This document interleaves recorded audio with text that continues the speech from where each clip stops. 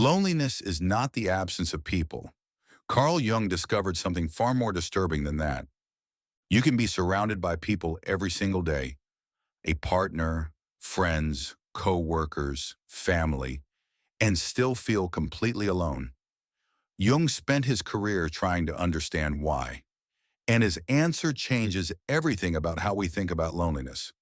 Jung wrote, "Loneliness does not come from having no people around you, but from being unable to communicate the things that seem important to you."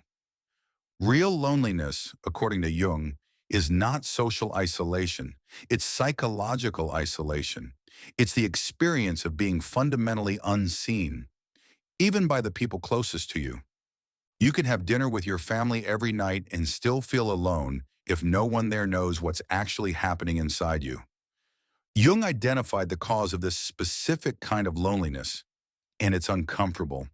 He called it the persona, the mask we wear to be accepted by others.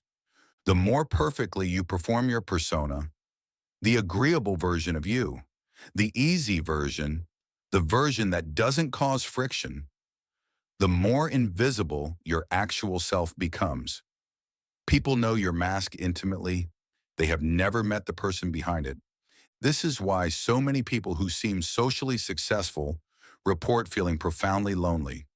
They've optimized for connection with their persona while abandoning connection with their actual self. Jung's second insight is even more radical. Most loneliness is actually a relationship problem with yourself, not with others. He wrote about something he called the shadow, the parts of yourself you've rejected, hidden, or refused to acknowledge. And here's the connection to loneliness. You cannot be truly known by others if you don't know yourself. If there are entire rooms of your own psyche you refuse to enter, how could anyone else find their way in? The isolation from your own shadow creates the isolation from everyone else. This is why some people feel lonelier in relationships than they did alone, because being truly seen by another person requires first being willing to see yourself.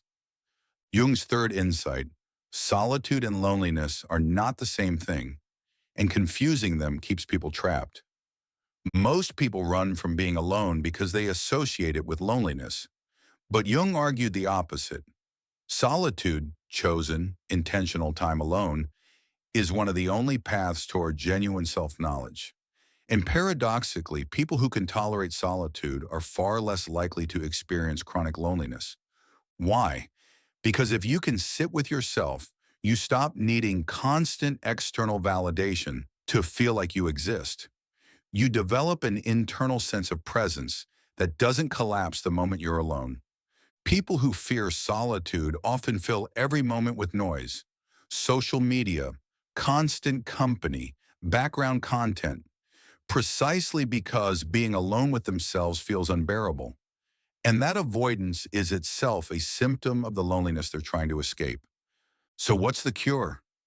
Jung's answer was not more socializing, it was integration. Get to know your own shadow, the parts of yourself you've hidden. Practice solitude on purpose, without distraction, until being alone with yourself feels less like exile and more like coming home. And slowly, carefully, let people see more of you than your persona. This is uncomfortable. It requires risking rejection of your actual self, not just your performance. But it's the only path toward the kind of connection that actually resolves loneliness. Not more people, but more honesty with the people you already have. Jung wrote, "The privilege of a lifetime is to become who you truly are." Loneliness, in the end, is not solved by being around more people.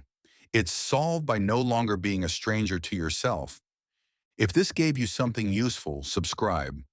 The books that inspired this video are linked below. See you in the next one.